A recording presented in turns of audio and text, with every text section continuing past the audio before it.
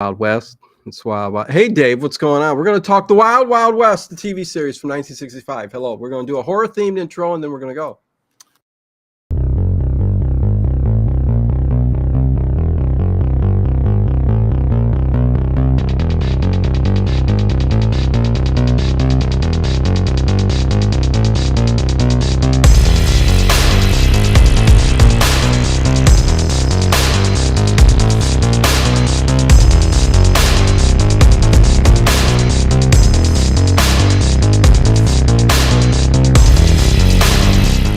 Is it just me? Or is it getting crazier out there? Hey, everybody. Welcome to Late Late Horror Show. Dave just back from Miami from his golf outing. How was it, Dave? Sunny? It was sunny and 80 degrees. There you go. Hey, everybody. Welcome to Late Late Horror Show. I am Dino. That's Dave Plouffe. He is the proprietor of the Gold Bell Saloon. You know what? I missed the name of the saloon. I didn't even get it was the Gold Bell. It was in the town of Queimada. Yes, Keimata. Yes, we are going to talk Wild Wild West, season 1, episode 1. What is it, Dave? It's the night of the Inferno. Yes. Are we starting off right? Does Dino like this or not? What's going on? Tell me. I can't wait. Precursor. I will let you guys know in a second here. Let me say hi to everybody. Make sure you hit that thumbs up button. Check out the links below. Dave's link is there. I accidentally didn't put your link in the last one. I don't know. I'm messing stuff up. I'm sorry, Dave. Sergeant, hello. What's going on, Sergeant George? Edward Stewart. You know, I got to slow down in my talk. I don't need to talk fast. It's just irrelevant. Black Roses, what's going on? William Curry, what's going on? Great to see one of my favorite shows getting talked about. Yeah. Somebody's got to tackle these discussions, right, Dave? It's just going to have to be us. Yeah. We're hitting the good stuff. Kolchak, Wild Wild West. I'm doing Night Gallery. I'm going to do. I heard you're going to do Outer Limits. The Outer Limits next week, the very first episode. So there you go. Connie Clary, of course. Bill Boyer. Kyle Fart lives. Good to know, buddy. Good to see you in the chat as always. It's been a while. Hopefully your trip around the world and everything else has been great. Linda Bear, good to see you. Andrea. Who else is here? Black Roses, thank you for your support as always. Sweet Indigo, John Swan. Okay, so let's talk about this. Let's talk about the Wild Wild West. All right. I tell you, man, when that opening theme starts playing, it just reminds me of my childhood. I mean, it's evidently the household had it playing all the time. I never watched it, but I remember hearing it in the background. But I never saw the Wild Wild West ever in my life. I mean, I know all about it, just like the others, Columbo. This is kind of like Columbo for me. I know it, but I've never watched it. And then I get told, and you gotta straighten me out here and let me know, Dave, because I was a little disappointed. I know it's only the first episode that, hey, it's a Western steampunk, Yeah. Where the hell's the steampunk? It was maybe 0.5, and even that was just like alluding. Maybe it evolves into showing more steampunk type stuff in the later episodes, seasons. I think when we get to other characters such as Dr. Lovelace and the things that he creates, that you will see more of a steampunk edge to it. Okay, and that's very much a Western. And I thought it was a great first episode into the series. And you'll see actually the same thing with Columbo as well, because the first episode of Columbo is not Columbo. It's, a much younger, much more serious Peter Falk. Yeah. And this really kind of just set the stage for the time period we were in, which was Reconstruction after the Civil War. Nice. Yes. Kind of clear. It progresses, Dino. Yes. I mean, and that's what I figured. I figured they would probably put a little bit more elements in there than when you get that color coming into the series, probably changes it a little bit, but I don't know. It does. I actually prefer the black and white. Okay. That's me. The first season's black and white. There's only 4 seasons of the Wild Wild West. Yes. First season, black and white, 3 seasons in color. And it gets canceled for the amount of violence that is on the show. Seriously? Yeah. It was a different world in the 1960s. Yes, I mean, starting 1965. I get that. Even this one had some elements of, especially the end where he like rips off her kind of top of her dress, Yeah. Suzanne Plachette. Whew. Kind of roughs her up too in the bedroom Oh, scene. I was going to talk about that. Yeah, he kicks her, slaps her, throws her. Yeah, all kinds of stuff. JLR, what's going on? Yes, Dr. Lovelace. Dr. Lovelace is the one that was in Star Trek, the original series, right? I noticed when I was going through this. See, this is the one thing I'm excited about. I mean, you got Burgess Meredith, you got tons of people and stars, co-stars in the series. Yes. I'm so excited to like see like what is this episode? Even though I'm going to say this first episode, Dave. Yeah. I don't know why I wasn't hooked. You know what I mean? It didn't just like blow my top off like Kolchak or Columbo or anything else. I'm just like, okay, this is all right. You know what I mean? And again, it's the first episode. Progressively, I could, better. I love it more and more and more and more. But it was a Western. My favorite Western of all time is Deadwood, the series that was on HBO. I mean, my gosh. But going back to some older Westerns, never got into Gunsmoke. Well, I mean, it's not that I never got into it. I have never had the opportunity to watch Gunsmoke, Bonanza, stuff like that. Never watched it. Maybe a little too young. You know what I mean? That's all. I think so. I'm not a big fan of Westerns. Clint Eastwood Westerns, not really. Never watched Bonanza, Gunsmoke, The Rifleman, nothing like that. And I will tell you the worst program ever, Little House on the Prairie. Well, I mean, never, ever. I will never watch. There are people. Listen, Little House on the Prairie could be a nostalgic thing. It is it's a show of its own, I guess. A certain type of person needs to watch Little House on the Prairie. It's emotional, very low key kind of thing going on. If sick kids and stuff like that, so it's a whole different thing. But when it comes to Westerns, listen, I am a Western. This is weird. I'm a Western buff like George Costanza. I'm a Civil War buff too, Dave. I am. I trust you. I believe it. Civil War buff. I love everything Civil War. Probably the top of the list for my buffs, Dave. All right. And then World War II. I'm a historical, kind of guy. I love all of that stuff. But Westerns are up there too, but I never found myself watching a lot of the older stuff. Again, Deadwood, when that came out on HBO and it hit me, I'm just like, this is freaking awesome. It feels like you're there. It transports you back into the time period. But and like Tombstone, the movies. There's some movies out there. Yeah. It's really good. Okay, so with that said, it's a Western, black and white. I'd like you to tell me, give us some, what's going on with this Wild Wild West? First of all, it's nice because it is a 50-minute episode. Yes. Not too long. It's not too short. It's the Goldilocks. It's perfect. It's just right. Somebody has been sleeping in my bed. There's not really any filler or anything. You mentioned already it has a great theme to it. By the way, that's the theme on my phone. That's my ringtone. Nice. Okay. And I love the black and white. It makes it a very noir type of almost mystery. And like this episode begins at a train station. And you've got this person who's kind of a drunkard sitting down, and he's, old Civil War cap and everything like that. So, the Civil War is over. It's raining. Guy pulls up in a carriage and he's waiting for the train. And they get into a conversation.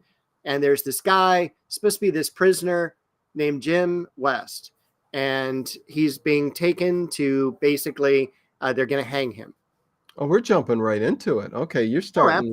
Absolutely. Okay. Yeah, okay, go ahead. Two great people playing these actors. We got Robert Conrad. Yeah. And we got Artemis Gordon, played by Ross Martin. Artemis, good name. There's somebody that's always frequents that his name is Artemis. I don't know if it's any reference to it, but hey, Joe Anderson, what's going on? Ross Martin had a blast with all that he did on that show. Listen, yeah, I really thought Artemis's character was, you know, of course, he's the sidekick to James West, you know, Robert Conrad. And he's even got that, Gordon's Emporium wagon that he rides all the time. Yeah. Love that. I thought that was a really cool thing. Well, we're going to also see them both as killers in Columbo. Both of them, really? Both of them. Yeah, separate episodes. Okay. Each of them plays a killer. Okay, interesting. Okay, nice. Now, unfortunately, Ross Martin's going to die really young. Has a heart attack, but he's a great actor, and he's also a classically trained violinist. So when you see him playing the violin in the Wild Wild West, it is him playing. Okay, nice. I mean, I didn't know that, but when I see him play now, I'll know. I do like the camaraderie of Robert Conrad and Ross Martin, Artemis and James West. I do like that thing, and I do like the idea of what's going on here with the and you're setting it up here. You're starting to talk about the episode, but I do like the idea of the president, you know, our government giving James West, who is the guy to get things done. You know, if you need some dirty work done or some, you know, go figure something out or stop something, you know, he's the guy to go to. I love that they give him a train. You know what I mean? Oh my gosh. And they only show the train a little bit, but the train really becomes a character in itself. Yes, I can see that. Yeah. That is something I would love to have. Like when I'm rich and I have my house set up basically like Clue. Okay. I'm going to have in the backyard a Wild Wild West train. Nice. And it's so, I don't know if you'd call it Victorian, but it's perfect. And it's got all these little gadgets to it. Well, again, it's trains are something that we both like, and like I love the Sherlock Holmes films that incorporate like cruise ships or trains or so. I think it's just the whole idea of traveling and, you know, in small compartments. I think that's why I like tiny homes too. I don't know if I could ever really live day to day in a tiny home because I also want to live in a giant castle. So, you know, I contradict myself in many ways, Dave. It's either large or small, you know what I mean? A little nook that you could just cuddle up and sleep in. But trains, why did they never make, or did they, a train of the Wild Wild West, like a toy or something? You would think they would have done that. I'm unfamiliar with any, so okay, yeah, I think that would have been too. Yes, because like you said, it becomes a character of its own. And again, trains are, you know, steampunk and trains kind of correlate to themselves. So, you know, that's kind of a cool thing. And the way the train's set up, and we'll talk about that in a couple of minutes too, the opening compartments and stuff like that. I was starting to see little elements there, but then I'm like, okay, but that's not quite steampunk, but okay, maybe in the future. Okay. One thing I did write down when the train pulled up for the first time, it is smoking like crazy. And I wrote down in my notes, pollution, not a problem. Pollution, not a problem. Okay, yeah, trains. I mean, I'll tell you. Yeah, everybody's got some good things. Everybody seems to really dig the Wild Wild West for sure. Both play off each other well in the series. And how many, beginning right now, 15 minutes in, how many thumbs up do we have? Okay, let's do a thumbs up count. 46 thumbs up. If you do like this, please give a thumbs up to the episode. It's our very first one to talk about. Yeah, so please do that. J.O.B. is here. Let's see. William Curie says, we'll get into talking about the episode and stuff, but I'm jumping all over the place here because there's a lot of things just to set up my feelings on Wild Wild West and what I like and dislike and to relate to it. What's fun is that the two of them look like they had chemistry right off the bat and they were partners before and now. Yeah, I mean, I think that, Dave, that's what makes a lot of these shows that end up being called classics good is you have two great, like in this case, two partners that work off each other so well, you know? And yeah, Artemis is a great sidekick, and James West is just he's kind of an egotistical kind of womanizing, get things done kind of, that's fine, so, but, and we also get some interesting characters which you wouldn't be able to get away with nowadays with Wing No, Fat. you wouldn't. Or No. any of the quotes. I wrote down so many quotes, and I don't think I can say them. No, yeah, you probably can, but Wing Fat is a very interesting character, and the whole how that process works its way out at the end was interesting. I liked it. I did like that too. This little Mission Impossible thing at the very, very end. But anyways, continue talking, Dave. I interrupted you. Didn't mean to. This did air September 16th, 1965. And go on. Where were we at, Dave? Artemis, the bumbling. Well, Artemis. Hello. Artemis is in disguise already. And you're going to see him dressed up as all sorts of people throughout this series. There is a toy train. Oh, wow. I'm really going to look forward to seeing that. Yeah, I'm looking for that, man, right away. Anyways, go ahead. But they kind of rough up James West when they take him off the train, because they think he's a prisoner. And you got Artemis going around heckling him, going like, dude, you're going to die, And they finally get him into the carriage, take off. And again, it's all like... You know what it reminded me of? Like Sherlock Holmes. It reminded me of what am I doing? It reminded me of Sherlock Holmes and Watson, because Sherlock Holmes would always dress up into character. Hey, Watson, we're going to get to the, you know what I mean? And Artemis was doing that whole bumbling idiot kind of thing, and you're going to be hanged. I did like that, and it kind of related to me that way. So, anyways, yeah, and he wanted his boots. Oh God. I thought that was so great. Hey, you ain't gonna need those. So, he did play that part good. It was pretty cool. So I love the idea that they're traveling with horses and carriages and things like that. And they bring him into this building, and a great opening scene where this guy turns around in the chair, beard, dressed up really nice. And James West, his first line, "Good morning, President Grant." Yes, so it's just like, oh my gosh, it's Ulysses S. Grant right there. Yeah. And did you recognize the actor? Well, yeah. I mean, of course, I always look at the IMDb, and I looked at it. James Gregory. Most certainly looked a little bit different. That's for sure. In there, probably a little bit older. We recently saw him in an episode of Kolchak. Yes, we did. In the science fiction one where it was the flash or something like that went off that scared the aliens, and he was the old kind of drunk police captain. Gotcha. Okay, yeah. William Sherry does say so. Bring up a point too. And hello, Thomas Gordon. The watch later episodes the way the commercial pictures break up. Yeah, in the first episode here, it's drawings, and then it ends up being like clips of the show. Right. So they do change up. And that was one of my favorite things. I did watch this as a kid as well in the 70s. And wonder how many times Connor split his tight pants during filming. We'll never know. We will never know. My God, was his pants tight? I will say this is probably the only episode where he doesn't take his shirt off. Oh, this was the only episode. It may be, because I don't think he took his shirt off in this entire episode. No, just at the very beginning. Much, yeah. I've watched all the episodes. It's very much, standard formula. His shirt's going to come off. He's going to kiss a girl. It's that type of a thing. There's going to be a fist fight with him and 6 guys, and he's going to win. Okay, so that's what I'm talking about. Like it's going to happen. Hello, Tony Horror writer.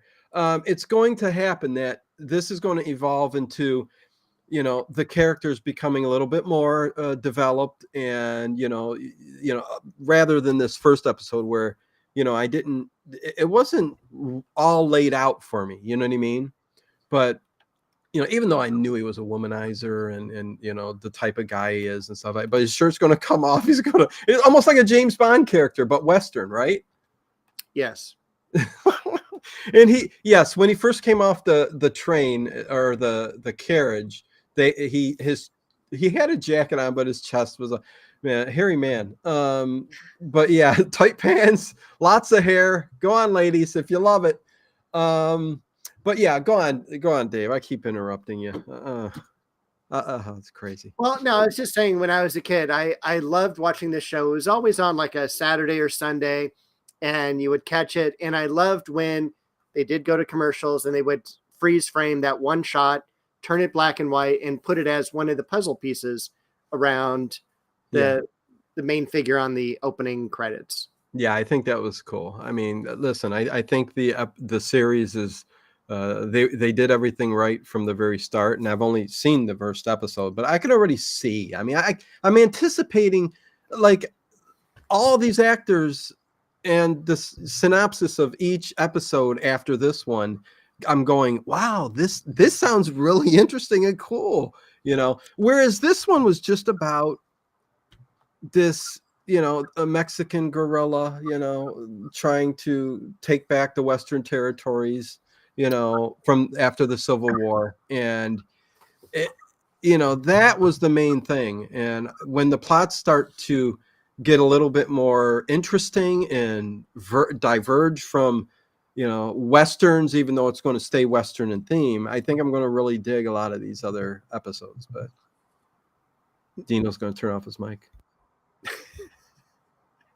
Well, I'm going to keep my mic on because I'm going to still talk. Okay. But William Curry brought up something. He said, something to see Conrad do so many of his own fight scenes for so long.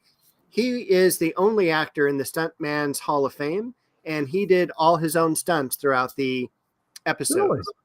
Really? Okay. He was hurt a number of times, but and as an older person, he was, you know, pretty messed up. I've seen him, you know, all the way up until his death, which I think was right around 2019, if I'm not mistaken. Okay. And I did get one chance to talk to him. He ran a internet radio show every Thursday afternoon, and you could call in and talk with him. A lot of people wanted to talk about the Wild Wild West, and as he got older, he really hated that. He really loved when he played on Centennial, which is it a Michener novel? Yeah, a James Michener novel. He did. And it was kind of like how Roots was. It was like a kind of a series of that went on for weeks. Yeah, but what are you talking about, Ed? We're talking about pants. I mean, if you're talking William Conrad in Wild Wild West, you got to talk pants. But anyways, so he goes up to the president. He's in the office, and that's when you find out that he's actually, you know, they made that scene look that way so that it can go undercover and try to go get actually not Wing Fat, but Juan Manello. Yeah, Juan Manello, who is in control of the city of Quemata. But he's taking over and like destroying all the cities out west. That's what he's doing. He's going from town to town and demolishing everybody and making them go back east. This is our territory. And his whole goal, Juan Manello, is to take over the Western territories. And I love the old map that they pulled down where it was just kind of like, you know, it wasn't our states like today, you know, it's just kind of the New Mexico territory type of thing. Yeah. And also, did you recognize the actor who played Juan Manello? I did not. Who was it? Most recently, we saw him as Jesse Jerome in the episode of Columbo, where the magician kills him. Okay. Well, you know he had the sweat on his back. He had the sweat on his back. That's right, in Columbo. Hey, Laura, what's going on? Good to see you. Worldwide Pants Incorporated. Wasn't that it doesn't matter. He wasn't even credited, Juan Manello, in this, in any of the credits that I saw. But yeah, that's terrible. Well, because he really wasn't Juan Manello, as we'll find out. He is that's true. A general. Exactly. So the president, Ulysses S. Grant, tells him, "Listen, we're going to give you that thing.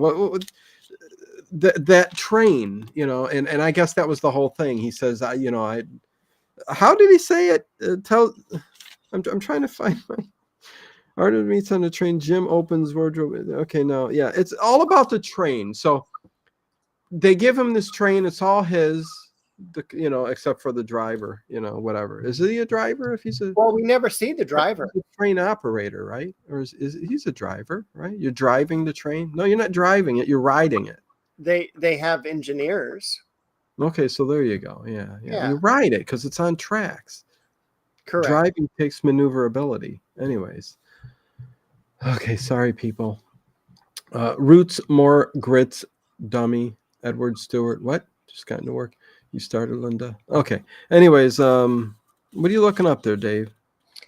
I'm looking up Nehemiah Persoff plays General Andreas Casanello, who he will be the person. Gotcha. Okay.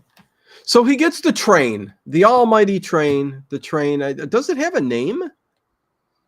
Someone had mentioned it in the chat. Yeah, I'm unfamiliar with the name for it. Okay. If there's a name, somebody say it again. John Swan says Pappy. Is Pappy the name of the train? No. Pappy is Robert Conrad on Bob Black Sheep. Oh, gotcha. Okay. So he gets the train.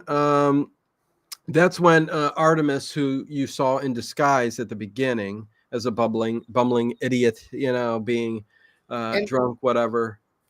And I want that type of setup where Artemis comes knocking on the door and Jim West, all he does is click a little button and it unlocks it. I know. That is so cool. You don't even have to be at the door. It's like, here, let me let you in. Yeah, it's 1965, but they really went into like the gadgetry and stuff like that. Even with the weapons and stuff that he gets and puts in, like he puts a lock in a weird little instrument in his pocket, and he's got a dagger in the inside of his jacket, and then the gun where it just flies out. I don't know if that's the first appearance or if we've seen something like that in the 40s. I don't know. I'm not sure either, but also we have the exploding pool ball that you have to be careful. Yeah. Like, that's going to come into play at absolutely. Especially when they zoom into it. It's just like, it's something you'll see on Columbo or Murder, She Wrote, where they'll spend a little bit extra time on the clue. Well, in the pool stick, he pulls out the one with the knife, and Artemis goes, well, I thought you'd have one that was a gun. And he goes, the one you're holding is, you know what I mean? And so he's like, whoa. So very cool stuff. But it's also interesting that this show is around in the mid 1960s. This is a time where we start to see Star Trek, and we're heading to the moon in real life. And I always found it interesting. There was so much, I don't know what you would call it, but interest in the past and in the Old West when we're going to the moon. Well, and like Black Roses says, 60s stuff love their gadgets. It's funny that the 60s programs, like Outer Limits, this and many other ones, like Prisoner, I think that's the name of the show. That was also very sci-fi like. And so the 60s kind of took a different view on things. It kind of went a little supernatural, a little sci-fi, and the gadgets and everything that maybe Star Trek, maybe some of these other shows like just push them along with that. But we went from 50s like family shows, right, straight to the 60s where we got all these like sci-fi things, and they started incorporating all of these weird, kind of shows, some of them which you never heard of. And like what I posted Time Tunneler in one of the shorts. I think that's what it was. It was only one season, not even. So many good shows. Not to promote us, in a couple of weeks when we do Columbo again, we're going to be doing an episode called Ashes to Ashes. It's a 90s episode. It's one of the last ones in the series, but Patrick McGowan is the killer. And I think he's also the director, but he is, the star of The Prisoner. Yes. Nice. Yeah. And see, they're throwing out episodes. The Avengers, it's kind of the same thing. The Saint. And Get Smart. all their Sure. gadgets and everything like that. I mean, it's 60s, they were packed with it. You know, then 70s we took kind of a different kind of turn, and it's a whole different decade. But yeah, so yeah, where are we at, Dave? Well, my question is, where do they keep the horses? In the show? Yeah. They're tied to trees. There's some horses. They got to bring them on the train. Do they have a stable car? Well, you know what? Artemis never, in this episode, I never seen Artemis stay on the train. He always went back to the his carriage. Okay. So maybe he took the horses with him. Jim there. West goes off on this really beautiful horse, which, by the way, is actually his horse in real life. He ends up giving it to his daughter at the end of the series run. Really? Very cool. Nice. Yeah. But the train stops, pulls up, and that's where Artemis is waiting with his carriage. So the horse is probably waiting there for him. The train didn't move after that. He was going to take off right from where the train is, I think. Am I wrong? Maybe. Maybe they took two separate. Yeah, because when Artemis leaves, he goes into that secret room or whatever it is, the room where the things drop down. He's got beakers and all kinds of like scientific stuff in the back there. It's like, what is this? Yeah, that's does pretty he ever awesome. use that? I'm not sure if he does or not. But, okay, it's interesting to look at, but then he jumps off. He gets on his. Hold on. Okay. He had homing pigeons. Yes, he did. He had homing pigeons up above. I don't remember what the boy homing pigeon was, but the girl was Henrietta. Yeah, it's Henry and Henrietta. He said that. All right. He goes, "See you later, Henry and Henrietta." Yeah, he did say that. So, but then he jumps on his horse and takes off, and he's making his way to what's the name of that town again? Kamada. He's making his way to Kamada, where he's going to try to get Juan Manalo, who is causing all kinds of ruckus out west. So he is, and when they arrive at the town, he's the only one going into the town. Everyone else is, like the kid clutching his dog and everything, and dirt on his face, and most of the town is destroyed with the exception of the gold mine saloon, and also when you see the local store, the store and the dry goods store, and then up on the hill you see a big mansion. Yes. And that's of course where Suzanne Plachette's going to be found. Yeah, evidently she becomes a recurring character on the show, right? I mean, nope. No, this was it. This is it. Girls get one shot on this show.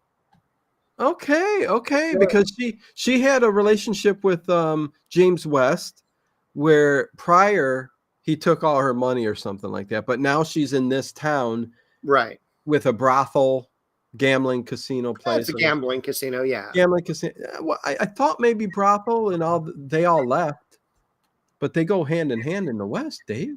I'm sorry. Yeah. If you're gambling, you got. Anyways, women. I guess, yeah. Right. But so somebody mentioned too that he's got knives that hide in his shoes. He hides his gun parts in his shoes. The heel of his shoes in this episode. So yeah. Anyway, and William Curry says Robert Conrad was also in a Hawaiian detective show called Hawaiian Eye, by the way. No way. And Hawaiian Eye, and one of my friends was also in that series, playing a Polynesian dancer. And to show you how old that is, my friend who did that is 84. Wow. Okay. Very cool. I think of you as Kramer out west in California, trying to become an actor, and you're meeting all these elderly like actresses and actors that were back in Three Stooges shorts and stuff like that. Oh, sure, occasionally. Oh man, that would be awesome. Yeah, they rotated the ladies on that show quite quickly. A lot died or went to prison. And I will tell you, if we continue to do some of these, one of the ladies that is in one of the early episodes, I think it's the one with Burgess Meredith. What do you mean? Go on.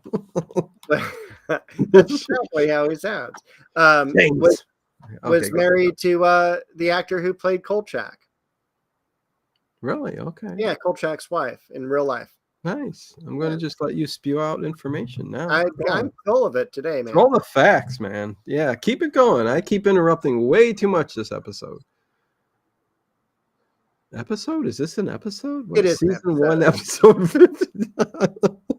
Whatever, Dave. Oh, here we go. Connie has said the train is called the Wanderer. Okay, very Great cool. name for a train. Yeah, Connie, I figured she'd know a lot about this because she loves the steampunk. So, Connie, didn't you dressed in steampunk 2 Halloweens ago when we had a Halloween stream, I think? Anyways, Rawhide and Bonanza and Wagon Train were all in the same time period, but they are on Frontier. Okay, anyways, go on, Dave. We got to get through this episode somehow. Yeah, no problem. We are up at the general store, and we see a rather large person out in front of the general store. Wait, what do you mean a rather large person? He's a very big, fat Chinese man named Wing Fat. Isn't it Wing Fat? Yes. So, and I like James West goes when Wing Fat stands up, he goes, "Man, you're big for a Chinese man," and which kind of gives away the ending after you watch. Yeah. And he says we're a remarkably versatile race. Yes. And it reminds me a lot of the early Hollywood Charlie Chan stuff. You can tell he's dressed up, but it comes into play at the end of the episode. So it does. It does. But what a character. He's just Wing Fat is sitting back there, smoking a pipe, He's got May, I think is her name, is I can tell you, I wish I had a May. just hanging on the couch, looking at herself in the mirror. And do you looking at, I like the shot where they left and they go back and she's just, the camera's pointed to the mirror looking at her and she just looks really beautiful laying on the couch. She is, I'm sure, stoned on opium. Well, probably, yeah. And then I hear Jay Peterman going, opium, from the Seinfeld episodes. Oh my Blaine, God. you're addicted to this. Horror Junkie for Life, super sticker, $5. Thank you. Pair character lying on the side, raising his arm while I was saying, "How's it going?" Thank you, Horror Junkie for Life. Haven't seen you in a while. Thank you for stopping by. Hopefully all is well with you. Thank you. So, back to the Wild Wild West. Yeah. So Jim West wants to make a deal with Wing Fat that he will take him up to the mansion. And because we think it's owned by Juan Manillo, since it was untouched in the recent raids, and they make a deal. And I love the quote. He says, "I'm a coward as well as a philosopher." And so he's like, "I don't want to get involved. I'll take you up here, but that's as much as I'm going to do for you."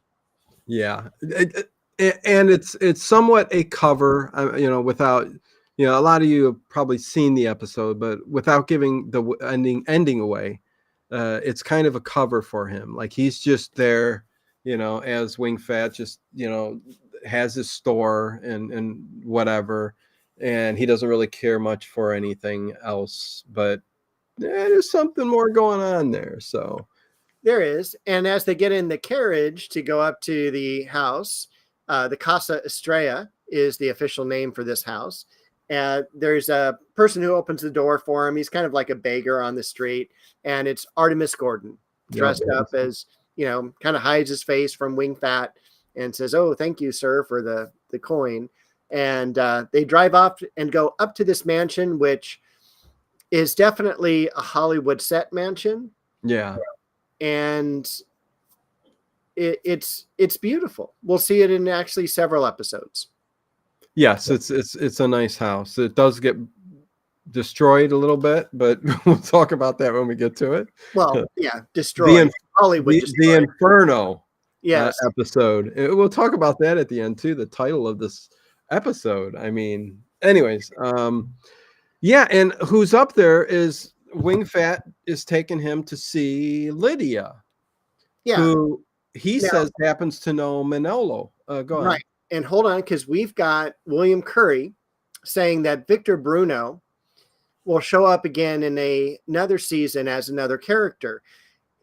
That's true. Victor Bruno plays Wing Fat, Okay, and yeah. he is going to be, I want to say he's like, hold on, let me get the official name down here. Victor, what? Oh, okay. Go ahead. What Yeah, he he- was in Beneath the Planet of the Apes. Whatever happened to Baby Jane? But whenever I see somebody from an Apes movie, yeah, he's good. In Batman as well, he is King Tut. Yes. Plays King Tut in Batman. That is right.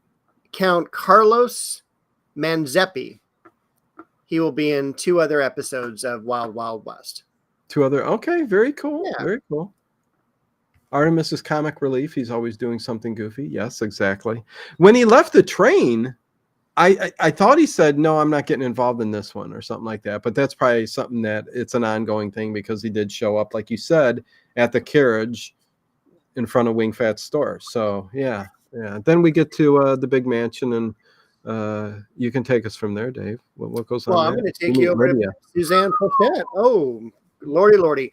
Yeah. Lydia Monteron is her name, and is played by the beautiful and talented Suzanne Plachette. And I can see why Bob Newhart wanted to marry her, you know. And she is. Susan, would you like to marry me? Yeah. In a very monotone way, he said, please, would you? Anyways, go ahead. Yeah, that Bob Newhart's another story for another day. Yeah. Okay. But glad he's still alive. He is. Okay. Yeah. Is he 90? 90s, well into the 90s. We can find out. We have this really cool thing. Bob, I know. Yeah, called the internet, right? Database. Yeah. Bob Newhart. Yeah. He's one of those guys that you think he's passed on, but he's still alive. He's well into his 90s. Yeah. Let me guess. 95. Bob Newhart is 95. Am I correct? I don't know. Hold on. Okay. Well, listen. Born in 1929. So he is 95 this year in September. No way. I hit it on the head. Okay. So there you go. I know the facts, just like Judge Ragnan. I research it all, and I know it all, Dave. Throw a question out to me. Hurry up. Come on. It's okay. You got to be on it, man. You're not going to make it in this business if you just freeze up. Okay, Dave's got to go. Okay. I was doing my best police squad. Oh, man. Okay, where were we? We're at Suzanne Plachette's house, and they're up in her bedroom, and she's nice. Now saying that, hey, remember when you left me on that hard bench outside the train station? I kept waiting for you, and the only people that showed up were the cops, and I had to go to jail because of you, and you took my money. And she reaches in his vest, grabs the money that he's got, pockets it, and then she says, I need you to get out of my house. And he's all, some people say it's Juan Manelo's house. And she goes, you need to leave right now. And she pulls out a gun, right? And he's all, that's not loaded, is it? And she starts shooting, horrible shooting. And he runs. But then horrible shooting. She shot off the top. Okay. Only after he left. And so after he left, then she just goes boom, boom, boom, knocks off the top of the champagne bottles, and then swings it around. Commercial break as we get that. Drawing goes up in the corner. He's riding off on a cow. No, that was earlier. But yeah, no, I do love the drawings and how they go up into the card panels. That's kind of cool. Hello, Emily. Good to see you. And the glove cleaner. Haven't seen you in a while, the glove cleaner. Used to frequent the Giallo streams, which, man, I would love to get back to talking to somebody about Giallo films. But anyways, Yeah, she's very beautiful. They have a kind of somewhat of a relationship, but I think it ends here at the end of this episode. So yeah, but he's just saying it's when he says I want to see Manolo. How am I saying that? Manolo? Yeah, Manolo. Juan Manolo. Perfect. And that's when she tells him to get the hell out of here. And technically, I don't think she has any idea what technically really is going on here, but No, she doesn't. Then we go back to the town, and the general, who we saw at the very beginning of the show, approaches Jim West and says, the president is offering a chance for you to back out of this project because it's like 10 times as large as we actually think it is. It's really dangerous. And Jim West goes, I can't, because there's this girl up there and I owe her. Yeah. And so the guy disappears, but we also see kind of one of the henchmen appearing from the shadows. So the gig one of the henchmen. Yeah. Yeah, and I also like when the sun's going down on Dave. Yeah, the sun just went down, Dave, didn't it? It did. You always turn a little bit darker, and the screen setting gets a little did. darker. Well, I think we got about another 2 weeks, then we have the time change, so it'll be light the entire time we'll be doing the show. Yeah. So, I mean, that'll be nice, longer daylight, but I think I always look forward to that. Yes. Well, they should never change it. Once it's changed I back. agree. Yes. Hello, Red. What's going on? Good to see you. And by the way, we have 68 thumbs up. Oh, very good. Yeah, hit that thumbs up button, you guys. Helps us out with the show and the stream and all that good stuff. I think you all know that by this point. But yeah, me and Dave blabbering on today. So yeah, he goes every Sunday. Every Sunday, yes. At 5 o'clock Eastern, 8 p.m. Pacific. And next week, yes. I am tackling the first episode of Outer Limits. It is the galaxy being, season 1, episode 1. And then that Sunday, me and Dave will be doing Kolchak next week. The Night Stalker, episode 10, the Energy Eater. That's where I got it mixed up. The Energy Eater. And that one looks interesting because it's some kind of ghostly spiritual type thing. I don't know. If you've seen the thumbnail, I think I did pretty good as it relates to the images in the series, the episode. Okay, go on, Dave. I was going to say it's very poltergeist in that they built a hospital on this person's grave, and the person is killing all the people in the hospital. Yeah, it sounds like an interesting one. Let's see how that one turns out next week. All right, and what are we listening to tonight? Oh, tonight, yes, thank you, Dave. It's a mixed bag of detective shows. All your greats. You'll get some Sherlock Holmes. You'll get a little bit of everything. Each episode is different from the next. Enjoy. Hopefully, you love the artwork on the thumbnail. I put a lot of effort into those because I want them to stand out. Anyways, there you go. Well, the thumbnails are always great. Thank you. We are now in the episode where they're going to a cemetery, and that's where Ross Martin and Robert Conrad are going to meet up.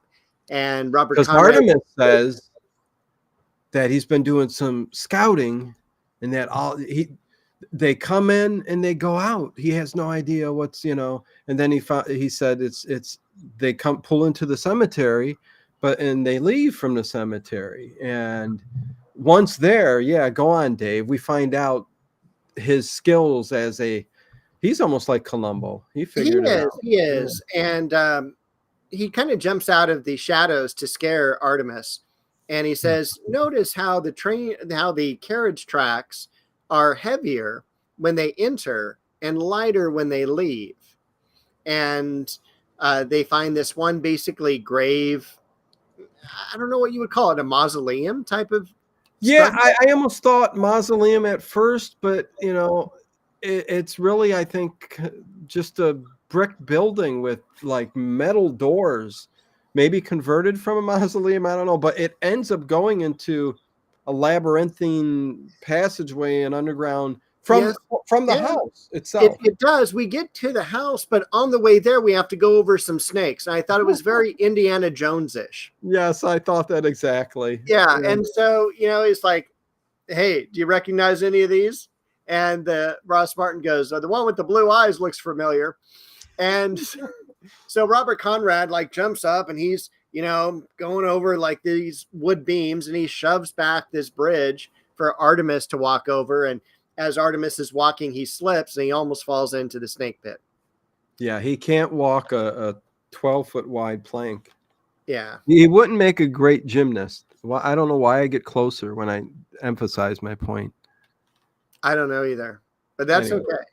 okay. Okay. And they do have these really cool lanterns that you see like at Oh, the Haunted Mansion at Disneyland. I They're do kinda got to like- mention real quick. Sorry, Dave. Horror Junkie for Life. Thank you very much for the gifted membership to WTF Horror and Sci-Fi. There you go. Thank you. This movie night this Friday night coming up. I think I might put a poll up, give you guys an opportunity to vote.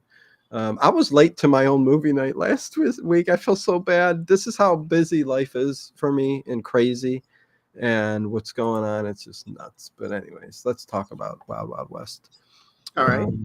I love how it's the cemetery, and yes, the wagons are coming in heavier and they're going out lighter because of the wheel tracks. A very good deduction on James West's part. Yeah, love it. And we find ourselves in this giant cavern that is a battlement. It's got cannons, it's got gunpowder, it's got everything you need for a revolution. Yeah, I think it's something that was built under this house. Hey, Overkill with an O. I think it's cool that it was built during the Civil War, probably to house that kind of stuff. You know what I mean? Gunpowder and all that for the war, because it's just filled and it's got long passageways and rooms and everything else. It's even got a prison. Yes, and tons of wine, which I thought was funny because Artemis, he just couldn't get his gaze off of all the wine bottles. Oh yeah, yeah. He loved picked his up a booze. couple. Yeah.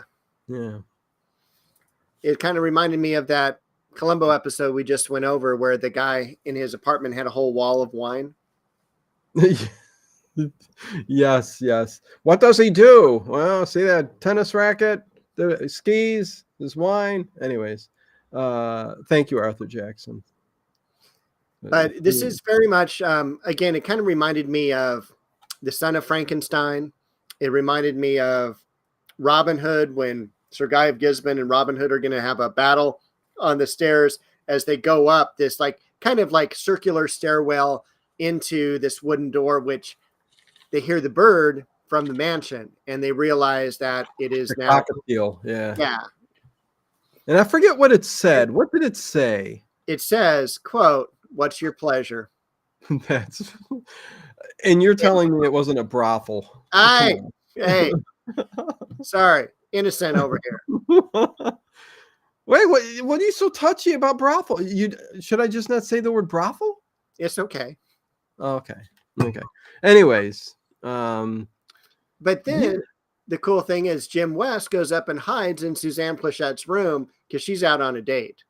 Yeah. And she comes back and she is looking so good. She's got this nice dress on. She's got her hair kind of in a bouffant type of thing. She's got these beautiful earrings. And he's all like Rosa says, that is very cool. A castle filled with ammo. Oh man. What it is. Yeah. When she came through the door, Dave, of course I went, whoa, no. I did do that, but she did not look like it looked like a dress from 1960s and she was going to a ball or something like that. Oh yeah. Totally. Yeah, the wardrobe people messed that up. That's not from, Ain't from West. Civil War. That's no, sure. No, it's not late 1800s. But she still looked good, and she came in, and this is when, oh my God, Dave, James West beats her around and throws her around. He throws her around, throws her jacket at her. He Says, "Come kicks on." her butt out the door. He does. He does. Oh, Yeah, it's great. it's great. What a terrible thing to see on film. Yeah. But and also when she doesn't go downstairs, she's all, "Yeah, you're going with me," and he just picks her up. But I think it was comical because listen, she's bad. She's basically a bad person in this. I mean, kind of. She's a completely innocent person. She doesn't know anything like this is going on. But she's running a brothel, a gambling place. Oh. Prior to that, she was in trouble with James West with money and stuff. Listen, she's got some problems. All right, look, she probably needs to go to church on Sundays. Granted. Yeah. But she didn't know anything about the guns or the gunpowder or anything like that. No. And she goes, "No, honestly, I don't." And Juan Manello comes out from the shadows and says, "You're right. She doesn't." Yep. He's and you know when Juan Manolo comes out, I don't know why I can't say his name. Listen, it doesn't matter. Juan Manila.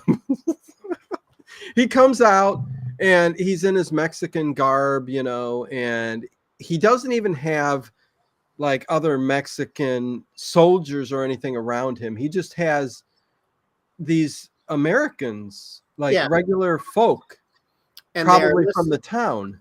They are listed under IMDb as, quote, thugs. Thugs. There you go.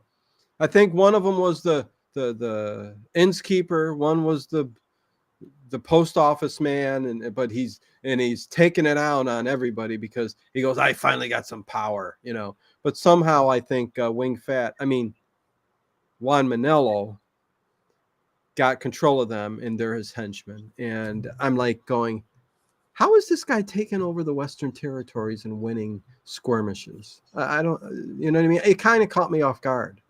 Okay. Thank you. So at this time, I have a vintage ginger. Very bubbly, Dave. Sounds good. Yeah. I like the cup. Well, thank you. It's almost like a tiki type of vacation. They call them metal tumblers, is what they call them. Did you have in the 70s those Colorama tumblers by Heller? They were different colors, gold, aluminum, silver. I don't think so.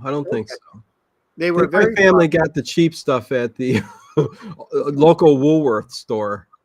You remember the plastic cups with the little handle and it had a flat bottom on it? You know, you remember those ones? I do. Okay, yeah, those were. Even now, I think I wish I'm going to get some. I'm going to look that up on eBay, see if I can get some of those. Juan Manila, yes, Black Roses. I'm mispronouncing everything tonight, so there you go. Werner's Ginger. No, it's Canada Dry. I had the Werner's last week, Linda. Yes. And Werner's is a sweeter, better tasting, but yeah, I don't know. I had Canada Dry today. So, anyways, Dave, nice studio. Dave, you got Arthur Jackson says nice studio. I appreciate that. Yeah, I do so much here, mostly grading. Mostly grading on people's nerves. Okay, so go on, Dave. I know. So, what a wild show. We're back there again, aren't we, Dave? That's fine. Counting down the minutes now. Dave's got dinner to eat pretty soon. He's like, I think I'm going to be busy next Sunday. Let's get out of here. Okay, yeah, no, listen, we'll be able to round. That's it. That's what I talk with Dave and Dino. Tumblr Talk with David. You know what? It might not be a bad show. Talk about vintage like kitchenware. You want to do that, Dave? Yeah. Let's do an episode. Do that. Just a nostalgia episode. Yes, and I will show pictures of like nostalgic silverware plates and cups from like the 70s, 60s, and 50s. Oh, like the Corningware? Yes. I think we will do that. All right. I'm up for that. Okay, anyways. Yeah, it's written down. coming soon to the Late Late Horror Show. I can't wait to see the thumbnail on that one. Oh, it's gonna be great. Anyways, Dave. So yeah.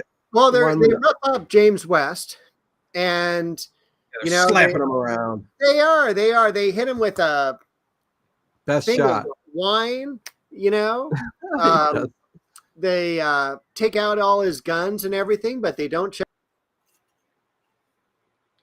soles of his shoes because he's got things hidden down there. Yes. They don't know where everything's hidden. They didn't cavity search him. That's for sure. They didn't. No. But they throw him in jail along with Suzanne Plachette, that's who I would want to be as my cellmate.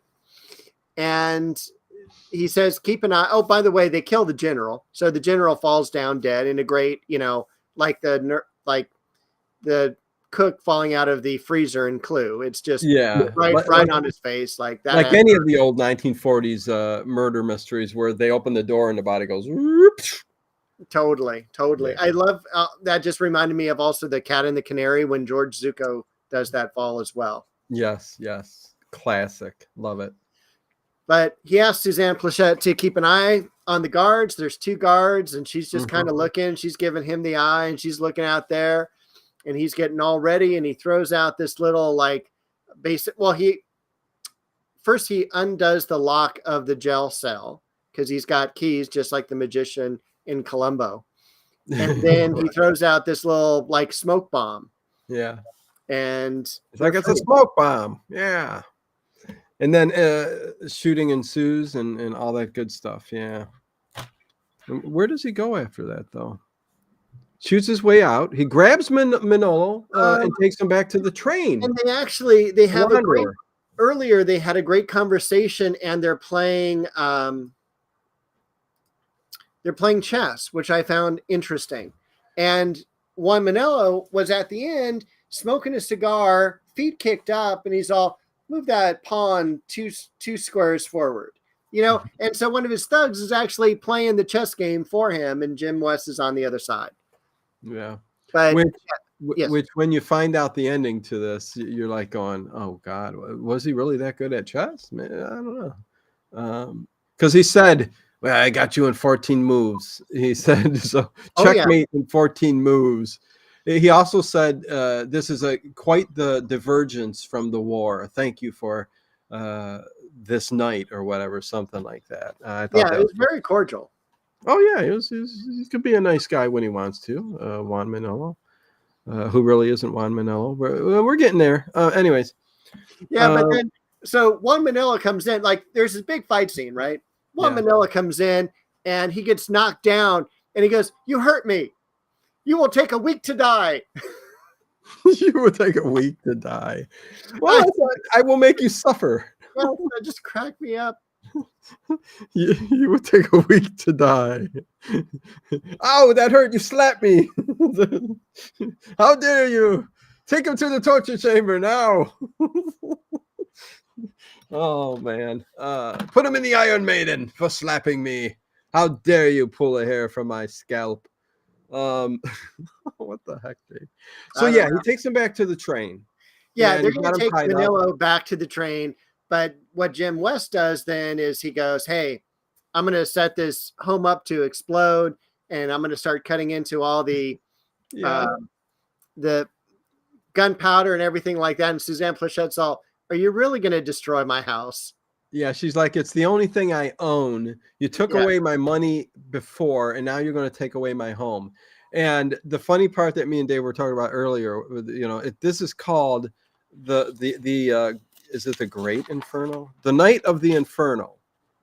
So I don't know if this is what they're talking about. What other Inferno is there in this episode besides this? But James West decides to blow the place up and get rid of all the ammunition and stuff so the soldiers don't come back and use it. Right. And it looks like it was done by Disney Studios because you have this little model house, right? And it's not even to scale to the landscape. And it's just and the whole thing's like toast, right?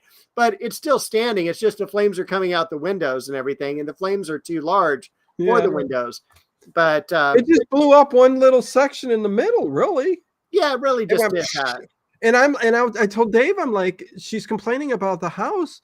She can just hire a couple handymen from the city and put a new roof on there, and she'd be good as gold. You know, it didn't do that much damage. But yeah, the Inferno. There you go. But I do like, you know, what caught me off guard too was how easy it was for him to get Manolo back and then just take him back to the train. Like he had nobody guarding him. Like if this was an Akira Kurosawa movie, you wouldn't be able to get out of the city. You know what I mean? Okay. Yeah. That's how you make things happen. Okay, this guy, he's just, you know, he takes him back to the train. They're fine. They got him. But there's a twist, Dave. There is a twist. Who's there sitting there waiting for them? Wing Fat. Yes, he is. And he has a great line. They walk in and he's all, "Good evening, Mr. West." And one of the thugs comes up from behind him and Jim West is all like, "Hello, Juan Manello." Yes, he knows it's Juan Manello right away. Yeah. And he goes, and so Wing Fat goes, "Yes," he goes, "I am." And he goes, and I forget how he redoes his name. It's Juan Manlo, something like that. Yeah. Do you remember how he pronounced his name? Yeah, I'm not quite sure.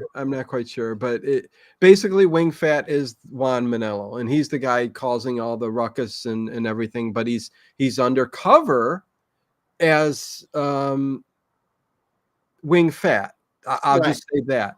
Yeah. And he's got a mask on because at the end, James West pulls it off like We're not there yet. I know we're not, but it doesn't. I don't think it really matters that he's going to get caught. But the dialogue back and forth and the gambling and what's going on between, you know, we can call him Juan Manello now because Wing Fat is Juan Manello. Juan Manello, we find out, is some guy that he just hired. Juan Manlo, WON Manlo. Okay. That's the way he pronounced his name. Okay. Juan Manlo. Okay, that's easier. Manlo. The guy he had that we thought was Juan Manlo was just some hired guy.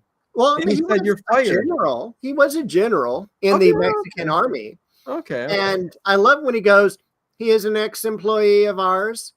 And the guy, like, his eyes get real big. "What do you mean, ex?" You know? And so one of the thugs takes him outside, and all you hear, like, in the silence is a gunshot. And Wing Fat says, "He appears to have fallen from the train." It was so great. Yeah. William Curry had to take the dog out. Later. Catch you later. He did. I think Linda left too. Okay. But I think what was cool at the ending here is he was trying to he thought he was going to take James West out, and he was going to make the train his own because he's like, this is a great setup. Yeah, I can just take James, the train. Yeah, James West goes, but how are you going to ride this train on the railways? You know what I mean? You're not going to get away with it. You need the papers of ownership. And so he tries to bet him. He goes, "I'll bet you a game of pool, you know, here." And after seeing what he did, do you like how he threw the ball and it went boom, boom, boom, and then right in the middle of the two balls? You know, Juan Manlo had to have gone, well, wait a second, he's way too good. I'm not going to bet on, you know what I mean? But he does take the bet, and there's a little exploding pool ball that's going to come into play here. It does. And I love also how he tells Jim West not to make any sudden movements. And the pool ball does explode. Jim West pulls out the sword that's hidden in the billiard cue, I guess you would call it. Yeah. And he just heaves back like a spear trucker and hits him right in the heart. Yeah, he throws the spear at him, and before he picks up the gun that was next to him, James West gets him out, but he ends up dying, and he does take all the mask and the makeup off and stuff, and then Juan Manlo, Wing Fat, starts to talk Mexican, so that he's who he is. So and then it kind of, what I thought about this part? What? I heard Peter Falk in Murder, She Wrote going, I was in disguise and disguise and disguised. You work hard for $25 a day in this racket. Yeah, I was in disguise, the beard and the mustache. Yeah. Oh, hello. I'm glad Linda's still here. I'm working on it a little. I'm working on my Columbo a little bit, Dave. I'm working on it. Anyways. Okay, so there you go. I mean, everything's over, and then now you get the celebration between James West, Artemis, and Lydia. And yes, I love that Artemis found her address, and I like that he said. Well, one thing too before, because they're told by Wing Fat to kill Artemis Gordon and the girl when they appear. Yeah, but Jim West does something that turns the gas lights off at the end of the train. And so that's a signal for Artemis to kind of hold back. Yeah. Like something's wrong. Yeah, he's like, the lights aren't on. That means something's wrong. Something's up. So, yeah. And then they do have a little gunfight outside the train, which is kind of cool. Yeah. Listen, it's got a lot of Western elements to it, and it is very cool. But the last scene, the celebration, and Artemis gets her address, and it's $1.90. It's the best I could do. I remember him saying that, but then it is, and it's like a school marm dress. Yeah, and I like James West, the way he goes, listen, get over here, Lydia, and he goes in behind her and he rips off the whole top of it to expose her, make it look a little bit more, sexy, if you will. Yeah. And she's going along with it. She pulls up the kind of the dress a little bit, and then they just hug and kiss, and then Artemis goes and closes the shade, and so it's perfect. The end, right? Yeah. Oh yeah. So I'm guessing that James West is always going to have get the woman at the end of these shows or something, and Artemis is always going to be sitting there with his. Not all the time. Okay, no, good. I that's what I was wondering. Okay, good to hear. Artemis gets some women too. Okay, here you go. And there's some great scenes with them at the clutches when they're both having their dates around them or whatever, and they just kind of look at each other and they give them the thumbs up.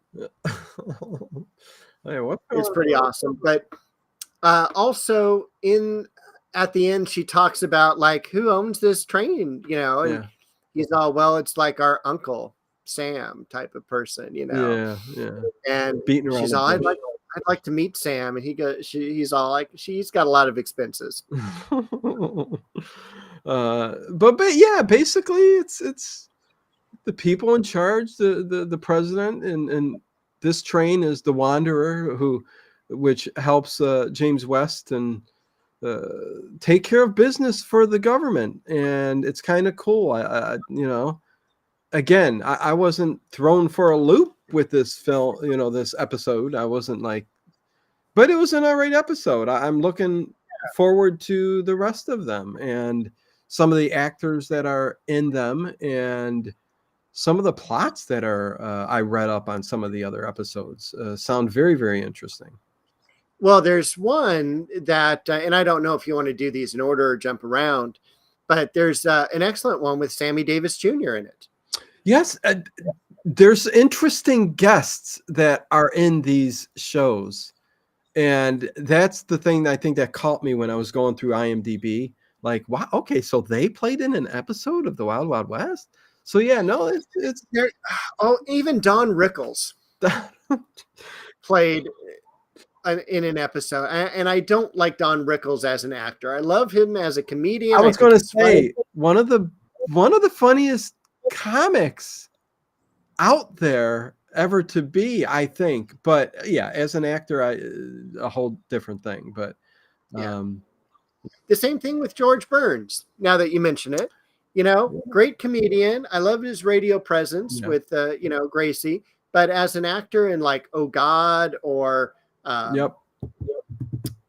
yeah, I think he was with Walter Matthau in a movie. Yes. It was just like, really, you know? No, I know. Yeah, the acting just, you know. But by that time, man, it doesn't matter if you're old or not. But you know, yeah, I hear you exactly.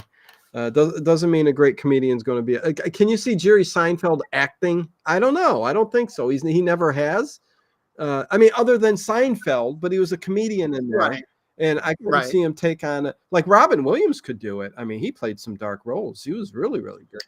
He did. But yeah, no. Listen. Thank you, Dave, for the Wild Wild West. It was a pretty good show. Thank you for covering. Yeah. And hello, Cyberpup. What's going on? Very. So with Cyberpup, is that 78 thumbs up? 78 thumbs up. Thank you very much, everybody. Make sure you hit that thumbs up button. But yes, Kolchak next week with me and Dave.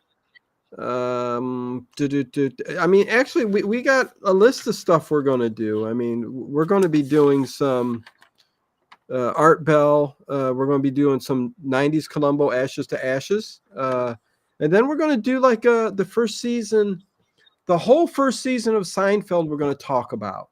And then, of course, we got this rotation going. If Wild Wild West does okay, I think we'll continue to do this, maybe in order like we're doing the other stuff. Well, Columbo, we're jumping all over the place. So we'll talk about it, Dave.